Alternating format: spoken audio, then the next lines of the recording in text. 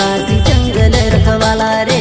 आदिकाल से जंगल में रह जया आदिवासी जंगल रखवाला रे।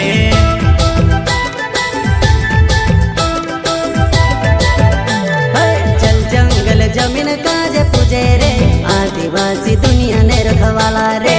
बाप देव खतरी काज पूजे रे आदिवासी सबसे निराला रे।